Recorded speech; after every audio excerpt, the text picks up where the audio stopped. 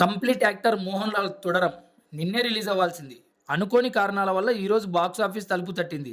After దృశ్యం మోహన్ లాల్ నుండి వస్తున్న complete family entertainment Thudarum. Family జానర్లో థ్రిల్లర్ ఎలిమెంట్స్ జొప్పించి తీసిన దృశ్యం కాసుల వర్షం కురిపించింది.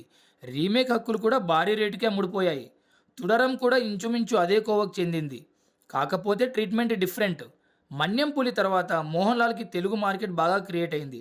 తుడరం తెలుగు డబ్బింగ్ కూడా రిలీజ్ చేశారు. షణ్ముగం బెంజ్ మోహన్ లాల్ తనకున్న ట్యాక్సీ నడుపుకుంటూ వచ్చే దానితో సంతృప్తి పడుతూ భార్య లలిత పిల్లలతో జీవనాన్ని కొనసాగిస్తుంటాడు. అనుకోకుండా తన ట్యాక్సీ యాక్సిడెంట్ అవుతుంది. తన ట్యాక్సీని ఒక మెకానిక్ షాప్లో రిపేర్కి ఇస్తాడు. మెకానిక్ షాప్లో పనిచేసే కుర్రాడు ఆ ట్యాక్సీలో గంజాయి స్మగ్లింగ్ చేస్తూ పోలీసులకు పట్టుబడతాడు. అయితే ఆ కుర్రాడు పోలీసుల నుండి తప్పించుకుంటాడు. బెంజ్ ట్యాక్సీ మాత్రం పోలీస్ స్టేషన్లోనే ఉండిపోతుంది. అయితే సిఐ తన కారును స్టేషన్ నుండి తీసుకువెళ్ళమని బెంజ్కి చెబుతాడు. అయితే తనకు ఒక ఫేవర్ చేయమని అడుగుతాడు. అదే సమయంలో హాస్టల్లో చదువుకుంటున్న తన కొడుకు ఉన్న పలంగా కనపడకుండా పోతాడు. సిఐ అడిగిన ఫేవర్ ఏంటి, బెంజ్ తన కారును ఎలా దక్కించుకున్నాడనేది మిగతా కథ. షణ్ముఖం బెంజ్ క్యారెక్టర్లో Mohan Lal ఒదిగిపోయాడు.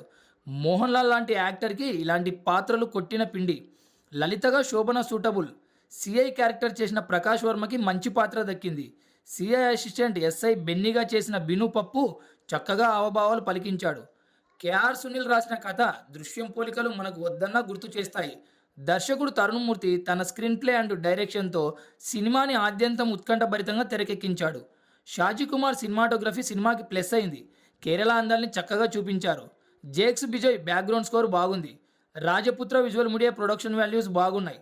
Thrilling elements enjoy చేసేవాళ్ళు రన్ టైం అనేది పక్కన పెడితే ఈ వీకెండ్లో ఓసారి చూసేయచ్చు. Please share and subscribe.